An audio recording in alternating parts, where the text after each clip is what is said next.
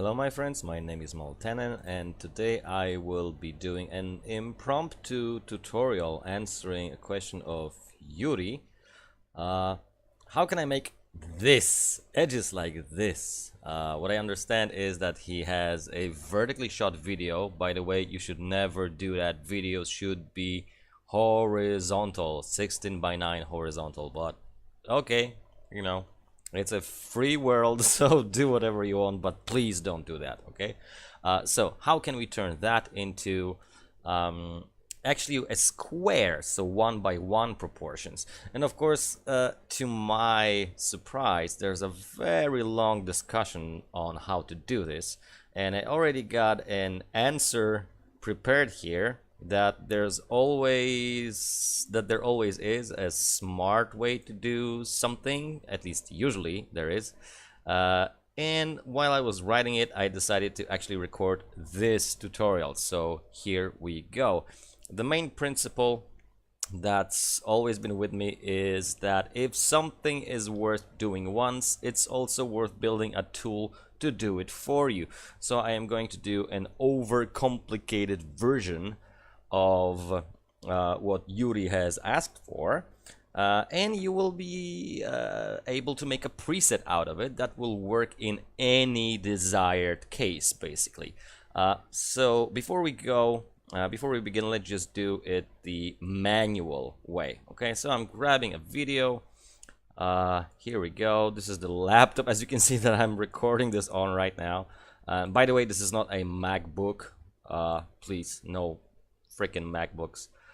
So here I am. You interrupted me playing Fallout 4 on survival, so there you go. I always try to do something productive whenever I can. So the tutorial. Okay, so we've got this. So what we're gonna do, I'm guessing this will go on Facebook and any other 1:1 video ratio websites like Instagram or something. So we've got this, and the general idea is to duplicate this layer, so Ctrl D for duplicate, and I am going to scale this one either proportionally or not. I can just drag it over, so I got two videos, maybe enlarge it just a tiny bit, and then apply Gaussian Blur. I'm on 2017, so I'm using Gaussian Blur. If you're on earlier version, I would recommend using fast blur instead, mostly because there is a repeat edge pixel option. If you turn this off, then you will see that it does create transparency, so we don't want that. The goal in this tutorial is to do this the smart way. It is a harder way, but it is fully reusable, so it will be fun. You'll learn something and you will have a tool at your disposal. So let's just begin. I'm gonna delete this underlying layer, maybe just scale it down like so. We need more room, and the goal here is to create this just on one layer and add as many options as possible. For example, a border around this video or something. I don't know, I'm just saying. So the first thing we need to do is to use the transform effect. The transform effect is very similar to what you can do in the transform attributes of the layer. However, the transform attributes of the layer actually move, scale, rotate the layer, and the layer drags the pixels that belong to the layer along with it. However, when you're using the transform effect, the layer stays intact and only the pixels get shifted. The visual result is the same, however, the behavior and what that means is different. So what we can do first is to just, uncheck uniform scaling maybe and just scale it like this. And now we would have to restore the original pixels, right? We can just blur it, so let's just add Gaussian blur. Like so, repeat edge pixels, and now you will see that in this case, even though with repeat edge pixels, it does blur the edges, so the Gaussian blur has to go before the transform in this case. So we've got this going on. And now we have to restore the original pixels, and there is an effect for that that is called CC Composite, and we're gonna apply that, and ta-da, there we go. And you can just save this as a preset. However, this setup is not very preset or reusability friendly, meaning that if you would have a different proportions of the video, or you would have just different dimensions or whatever, it wouldn't really work, because we have some hard set values here, like 180%. In other cases, it might be 170, 160, or 200. I don't know. It depends on the shape of your video. So we want to do something that will automatically adjust the scaling to whatever proportions that are needed. So we are going to get rid of that. And this is the part when you start to learn some expressions. So let's just begin. I'm gonna apply the transform like so, and now I just have to know how much the width is bigger than the height of this how much the height is bigger than the width of this video. So first of all, I'm gonna uncheck this, and by the way, I'm doing this step by step as I would be building it and learning about it. Okay, I can't just write I can just write everything from scratch, but you wouldn't learn much when you would see me do that. So I'm just gonna go through the process. Okay, so with that said, I just have to know how much the actual width is bigger than the real width of the layer. So how many times bigger it is. So for example, if I have a width of 2, the target width of 2 and the source width of 1, how many times bigger the target width is than the source width, right? So I take the target width and divide it by the source width, and then I get a factor. So I'm going to do just that. Let's just say this comp width divided by width. And this gives me how many times is it bigger or smaller. So it seems that the actual width is 1.8 times bigger than the actual width. So I'm just gonna say, since the scale parameter is expressed in percentage, so it should be 100% multiplied by whatever the factor turned out to be. Just for clarity, I'm gonna close this in the parentheses, and this should work. There we go, right? But there is a flaw in this. First of all, it changes the... it doesn't do the uniform scaling. You might want to be able to do that. And it only works if the width is smaller than the height. What if it's the opposite? What if the height is bigger than the width? That might be the case as well. So we want to cover all our bases. So this expression, this little expression here, is the key to understanding the rest. So first of all, we have to figure out which dimension is bigger, and then depending on the result, do what we have to do. We just have to do this calculation. So I'm gonna say that let's say factor. So I'm gonna just put the result of this equation into a variable called factor. So the factor is either the bigger one, so the height or the width, or not, depending on if this checkbox is checked. So first of all, I'm gonna check if this is selected. So I'm gonna put that in the parentheses, and I'm gonna say that if this is true, then I'm gonna check.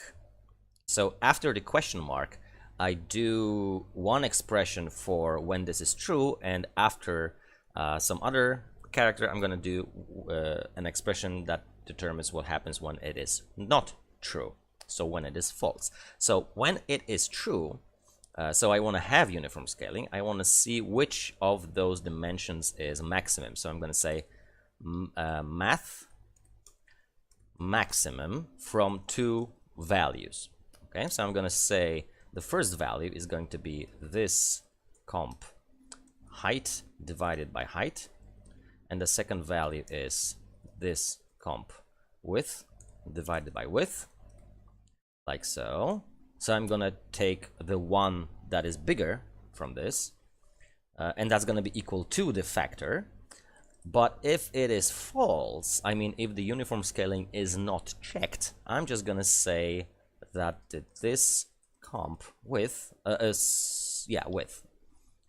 width divided by width, and that gives me this factor. This is a elaborate version of writing that first expression that we wrote. And now I'm going to say just 100 multiplied by the factor, and that's it. That should be it. Let me just check. Okay, no errors. And we're just going to put that expression into the height as well. So alt clicking on the stopwatch, and now we can do that. But we just have to change here from width to height. Height and height. Okay.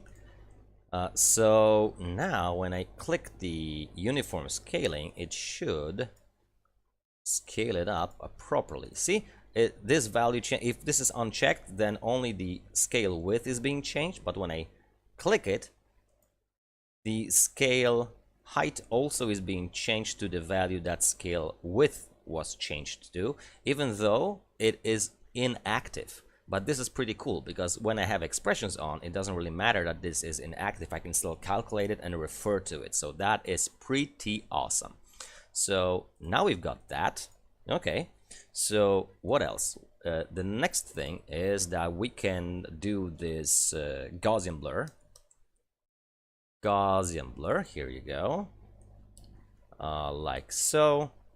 Repeat each pixels and just blur it. So you'll have this parameter to decide how much blur you want to do. And we've got this parameter that you can decide if you want to have it uniform or not. Actually, I don't think we need to really twirl this open to see all of those parameters. We could just move this checkbox to its own control, and we'll do that later. So that's it. The next thing is CC Composite, like so. Okay, and let me think, what can we do with this even more? We could maybe decide how much of the background we want to be able to like see change and whatnot. So we can maybe just change the opacity of it. But if we change the opacity of the background in the transform, as you can see, it also changes the opacity of this CC Composite. So in here we have to uncheck the RGB only. So this will be it. But then we've got another problem. Basically, we create transparent pixels, and we want this to be not transparent. We want like a solid behind it.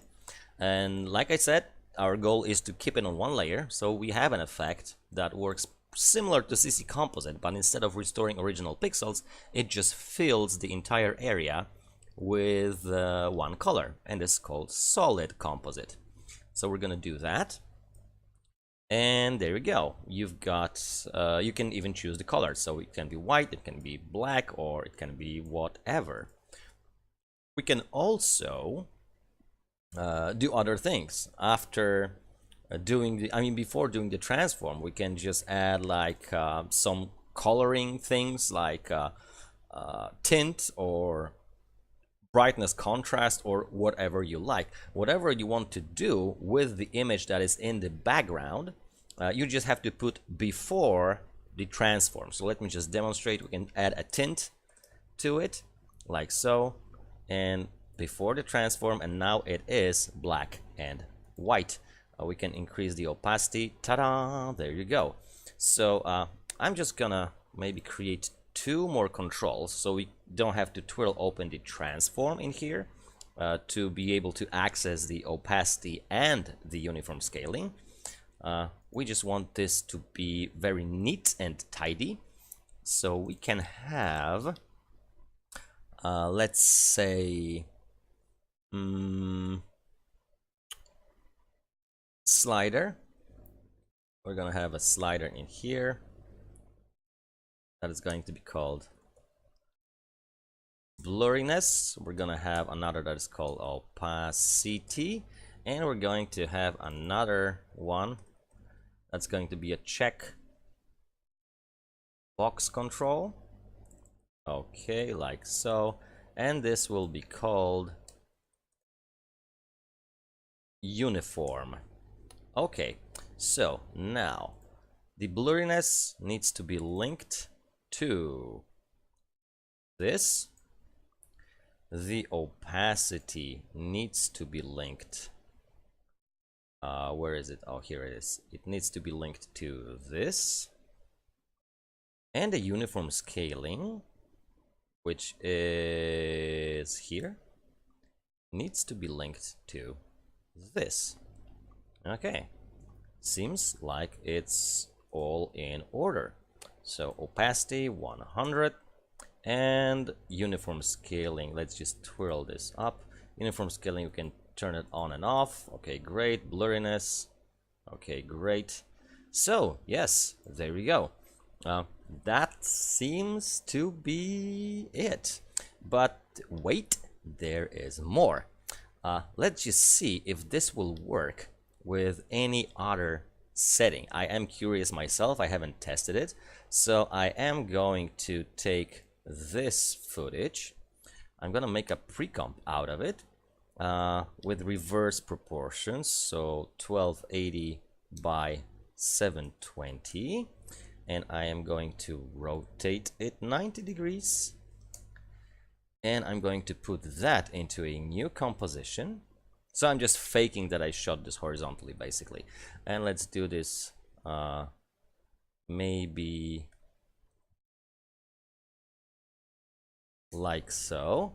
And we are going to just copy all of those controls that we had here. Where are they? Here they are.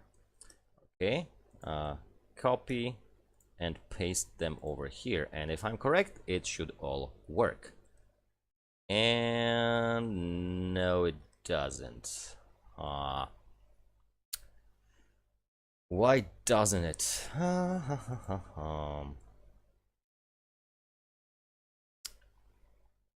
Okay. Let's see.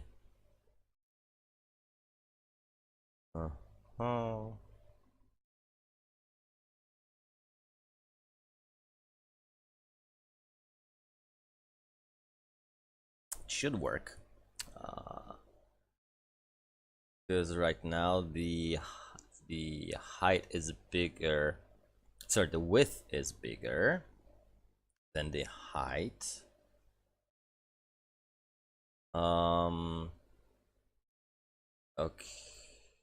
Okay, that's interesting. Let's just see uniform scale. If I turn it off. Oh, I think I know what it is.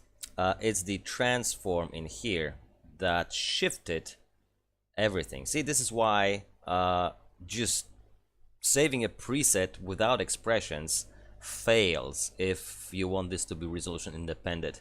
If I reset those parameters, they will be reset to what matches this particular video, and that should cause this to look correct. And it does. So we have to add some more expressions. We have to add two expressions to one to anchor point and one to the position in here. But that should be quite simple. Let's just delete that and go back over here, and in the transform I'm gonna say that this is width and height divided by 2. This should not change anything, but it ensures that the anchor point of those transformations is in the center of our layer. And we can just say we can either copy this expression, or we can just say that the position should be the same as the anchor point, and I personally prefer to do it like that. Okay, so with that said, let's just copy this over again to this version and paste it, and yeah, it works. There you go. It had to work, no question about it. Beautiful. Okay, so we can do something even more clever. There is a way that you can create your own expression controls. So if you want to do that, then you need to either do it by hand, by meticulously editing some After Effects files, or in After Effects 2017 you can download an extension from aescripts.com. This extension is called Pseudo Effect Maker, and I have to say it is a beauty. Seriously, I just have to save this, what I'm doing here, so I can reuse it later. I really didn't account for doing this in this short tutorial. Let's just go to projects, templates. Okay, let's just call it temp for now. Okay, and reset. Yes, I want to reset. Okay, so if I did anticipate using this, I would probably have a affiliate link or something. If any one of you would buy it, I could get a few bucks off of it, but I didn't think of that, so my fault. Basically, I was doing pseudo effects, or actually custom effects, as I called them ages ago, by hand, and I even designed a tool just like this one for myself, but this is superb. I really love it. So let's just figure out a name for the thing that we are building. Let's call this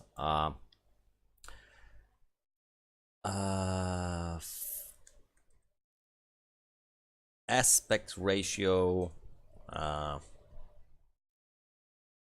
or fill to aspect ratio, maybe. Fill to aspect ratio. I don't know if that makes any sense. So we're calling this fill to aspect ratio, and let's just apply some sliders. First slider will be called Blurriness, and its values should be, let's just say, yeah, it is keyframeable. Yes, default value, let's set it to 100. Slider minimum is 0. Slider maximum, let's say, is 100. Valid minimum is 0. Valid maximum is, let's say, 500 pixels. Precision, yeah, 0.2. Okay, that sounds about right. Okay, so that's the blurriness. Okay, cool. Let's add something else. What else we got here? We've got the opacity. So you gotta do the opacity slider now. Opacity, and it's the same thing. Default value 100%. Slider minimum 0. Slider maximum 100.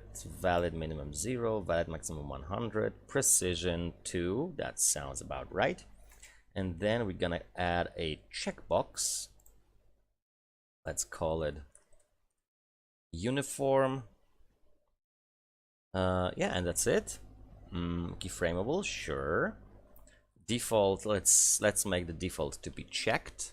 What else can we do? Let me think. We can maybe include this tint in here. Oh, and the background color. Yeah, let's just add a color. Or actually, yeah, let's create a group. Where's the group? This is the group, right? Right. Okay, so let's call this tint.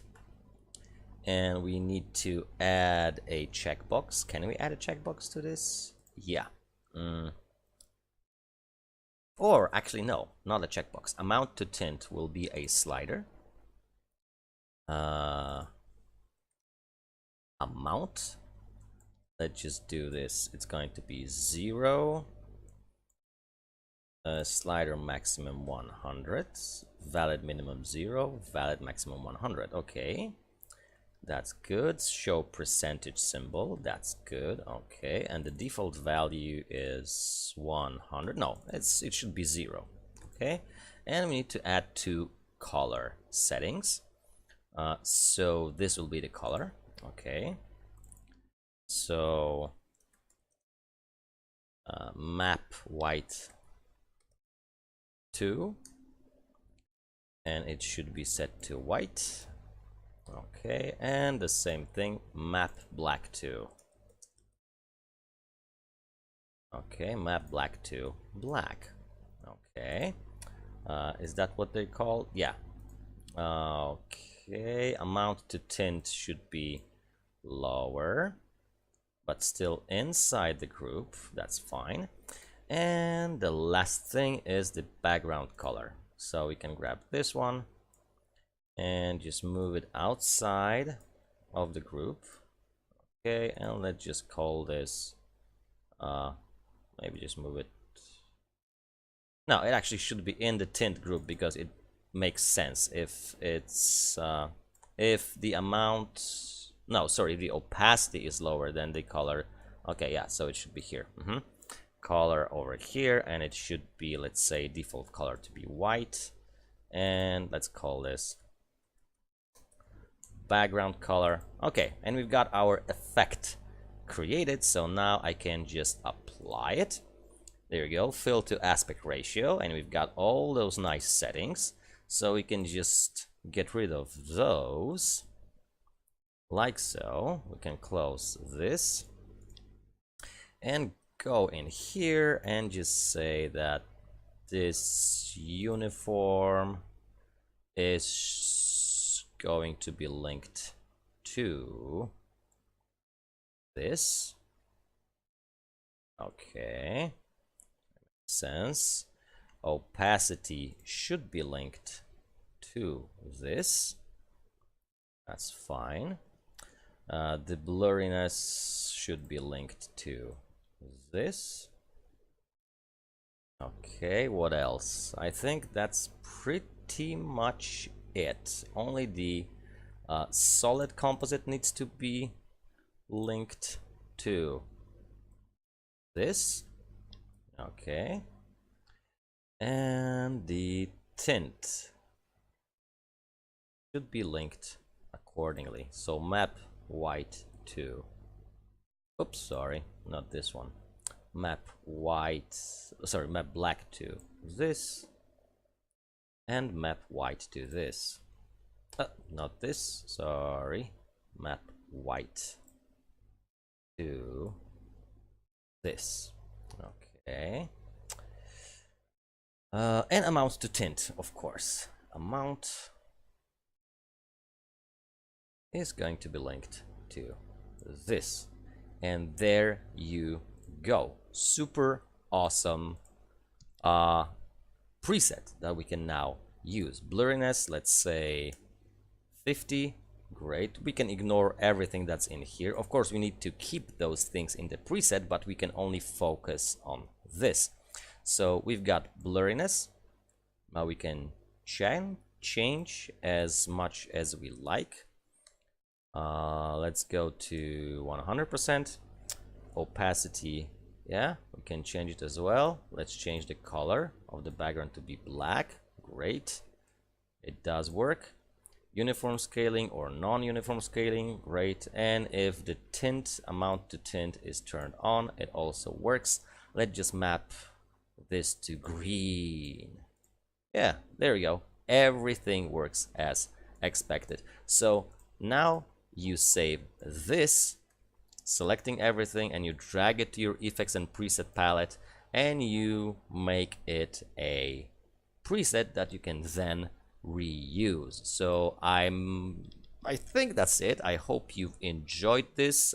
It was supposed to be a short tutorial, but I don't know how it turned out to be. I'm gonna upload it to YouTube and post it as a response to this thread in here in this group. And as we're finishing this short, hopefully, impromptu tutorial, I would like to invite you to go to my website and take a look at the tutorials that I have there.